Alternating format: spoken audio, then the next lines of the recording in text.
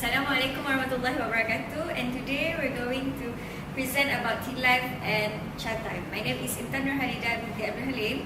My name is Azra Dayana. My name is Aidda Syahira. And my name is Sabihah. And my name is Atiqah Munira binti Jafri. So I'm going to be the first presenter for this chat time and Tealive. Okay, Assalamualaikum warahmatullahi wabarakatuh. My name is Intan Haleeda, and I'm going to will be present under executive summary. So the first thing is Tealive and chat time is a business. It was a global franchise in the world, and the case was chat time took over Tealive under the Loop Holding, and Lakafa is under Tealive. And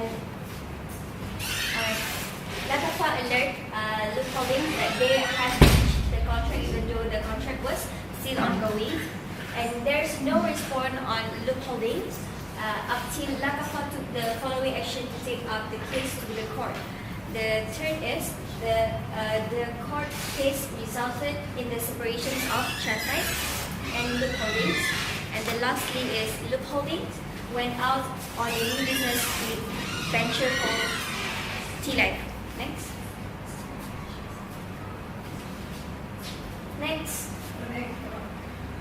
Okay, I'm going to introduce about the Tealive and chat time. First thing first, Tealive is operated on 17 February 2017 by Brian Lu, the CEO of Tealive. That the brand is take over the brewing tea in the Greater Hyde, and the CEO Brian Lu unveiled the brand in its pavilion KL, where the first store that they opened in the KL, and then he also introduced brew tea 6 years ago before going to open another 165 outlets throughout Malaysia.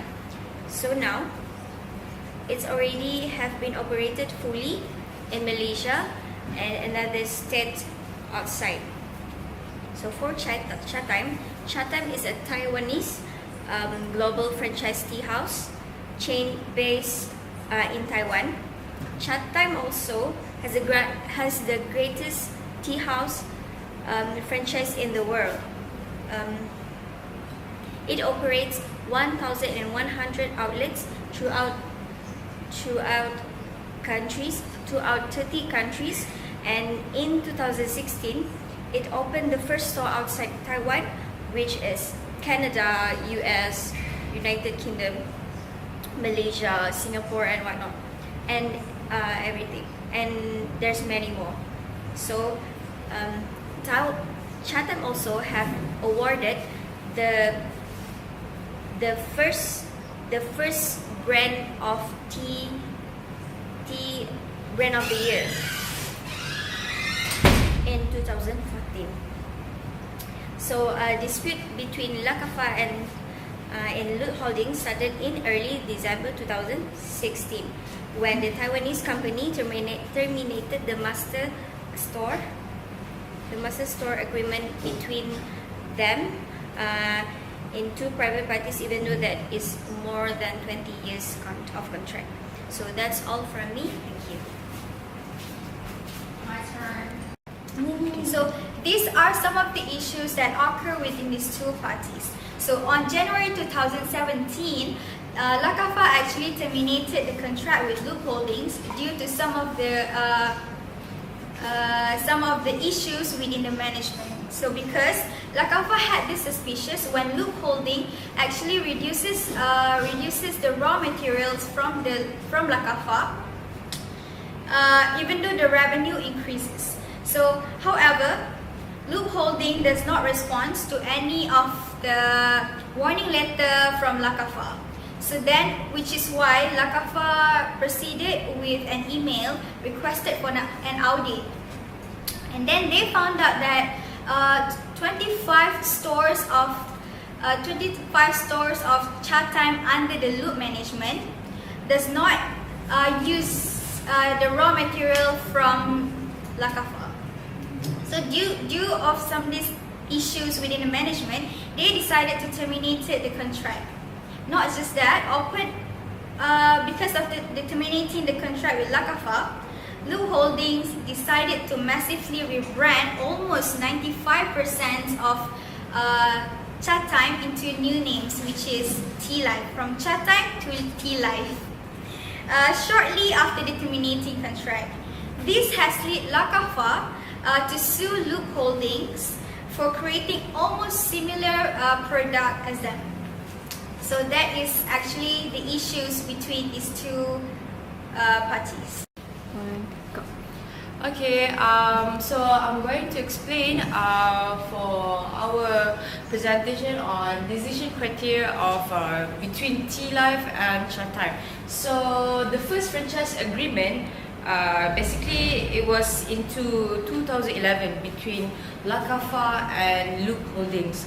So subsequently a revised agreement called RERA in short form, but it called Regional Exclusive Representation Agreement, RERA, in 50th of October in 2013.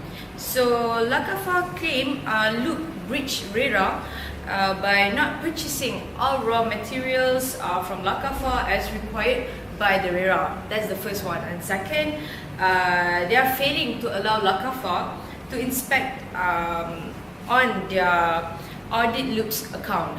And the last one was Loop failed to pay for raw materials purchased by Lakafa itself. So in 5th of January in 2017, Lakafa served notice of termination as like I mentioned just now, as they are breach related to RERA. Okay, so this one, okay, and then according to Ringgit Plus, the mandatory for injunction was for Loop to return all the confidential information of their business and all the documents that related to Chatime back to Lakafa. Next. Okay, so let's go to assumption. So basically, when you have problems and issue, of course there will be your surroundings gonna have a assumption on your things that going on. So between the Tealive and Chatime, we can see some of the blogs they insert a meme or picture that going to be funny. So this is where I found it from Rojak Daily online.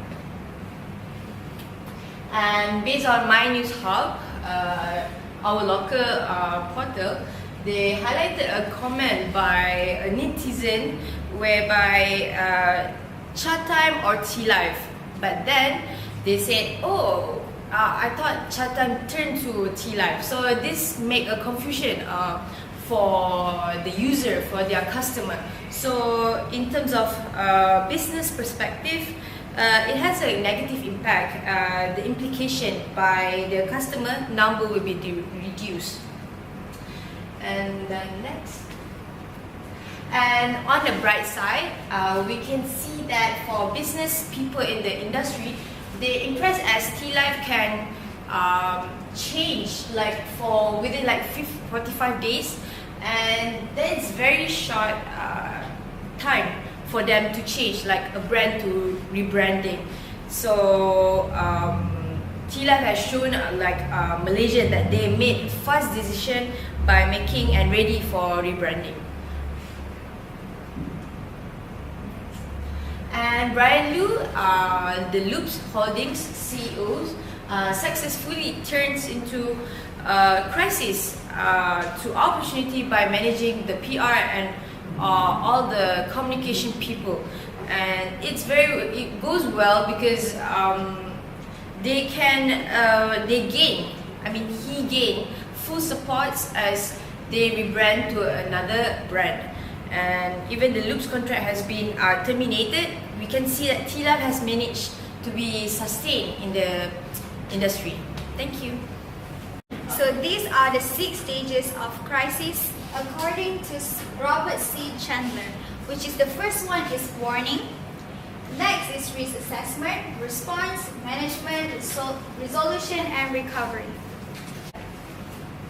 Okay, the first one, warning.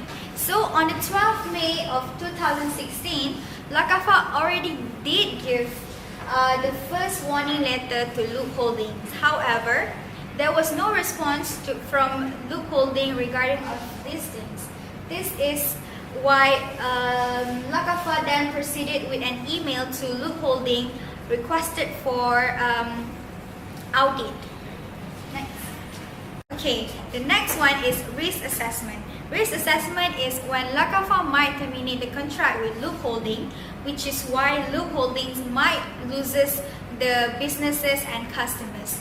So the risk of this action is Lakafa leaked the video of evidence of unapproved ingredients and materials that Loop Holding uses instead of use the raw materials from Lakafa itself. So because of this, the consequences is Loop Holding might have to pay a penalty of 1.1 million ringgit because of the imposed from Lakafa. Thank you. Okay, now moving on to the response part of the presentation. So here, Luke mentioned the price hike of ingredients in his response to Lakafa. He says that ingredients had to be obtained locally due to the price hike of USD to Malaysian ringgit. So it would cost a lot, among 20 to 30%. And so Luke requested Lakafa to use these ingredients because they have been in a long relationship for 6 years. That is the excuse that he used to manage the crisis. And then the response ended with a statement that they have had a long relationship and wishes to continue, but he asked Lakafa to disregard the unapproved ingredients. Next. Okay, this is how he managed the crisis. Okay, by taking swift action, he actually persuaded all the vendors to join him on a new business venture to open Tealive. Okay, and the way he managed the crisis was in denial. He did not accept that he used unapproved ingredients. He tried to tell the public that Lakafa was against him exploring new menus, and he wanted to evolve, and Lakafa did not want to. Okay, and he would always victimize himself. Okay, he would always go on talks and say that he is a smaller person and the big organization is bullying him. And so he plans to take on the mercy, and this is how he tries to sway the audiences. Okay, next. Okay, and this is the resolution. Okay, he became his very own spokesperson. If you go on YouTube, you can see a lot of his talks with Malaysian Edge, entrepreneurial talks. Okay, he became his own spokesperson. He did a lot of media appearances. He tries to showcase himself in the public. In the previous slides, I did mention he victimized himself. And so he also came up with the slogan that he was bullied by a stronger organization. And now his resolution is to emphasize his new direction of Tealive. And he is focusing on showcasing his personality to the audiences. Next. This is the recovery stage and the last stage of crisis data analysis. Okay. In the recovery phase, Loop Holdings implemented reorganization. They wanted to reorganize the structure of business because it was said that Tealive was copying Lakafa's menus. So he wanted to reorganize everything. And the company is not without ambition. His ambition is for expansion. They want to expand the company to greater heights. They want to expand the company to overseas. And last but not least, the last section of the recovery phase is to recapture the trust and loyalty of the customers from chat time to Tealive. He is trying to sway the audience's opinions and loyalty. Thank you. Okay, for the preferred alternative with the rationale. So firstly, they need to respond quickly when the crisis happens. It is to make a lesser impact to the company and also the investor community. Secondly, they need to have talented people to handle the crisis. Because they have their own experience and skill to handle the crisis. So thirdly, they need to make a lesser impact to their investor community and the customer as well. So the fourthly is they need to prepare for the potential fallout. So they need to make a research for the company that has faced the same crisis. So make their experience as their guideline. So, and then the company need a long-lasting solution than temporary solutions. In this phase, there's a need a critical thinking and critical decision to establish relationship with the investor community and customer as well. So next, for justifications, recommendations, and predicted outcomes. Firstly, they need to responsible when faced the crisis. They need to react immediately by persistent, be transparent towards their investor community or their customers. So second, they need to be transparent when to deliver the message to their audience. And then it is also to build the trust from their customers and their investor community. So they need to make sure to have regular updates on social media to let their investor community, customer to know what happened in that stage. So, and then they need to acknowledge their mistake. So company who doesn't acknowledge their mistake will lead to the failure. And then, so in this phase, they need to apologize towards their customer and investor community and rebuild back the trust from them. And then they need to give attention to the timing where they need to explain why the crisis happens immediately by persistent updates in their website, social media, and other platforms. And then next, so they need to avoid being silent. So being silent will make public make their own perceptions toward their company. It will make bad impact to their company as well. And then next, okay, they need to review back the sense of trust from the investor community and customer as well.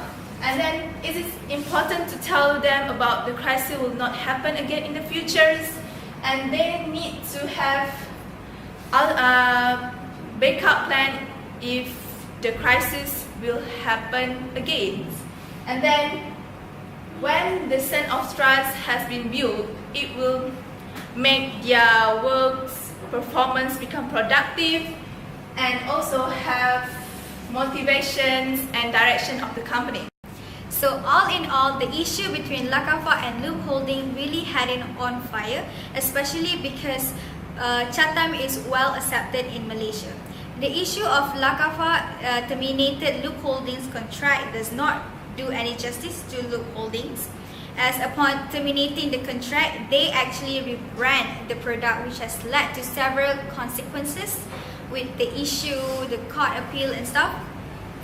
With Lakafa appeal to court upon Loop Holdings created a similar product, as they has really jeopardized Loop Holdings, especially since they have many employees, investor and supplier that rely on them. The case, however, had achieved agreement in resolving the issue since the court of appeal involved in the case. The case, however, solved with two parties to agree to withdraw all proceedings in Malaysia courts and the arbitrations in Singapore. With that, I end this presentation. Thank you very much. Assalamualaikum.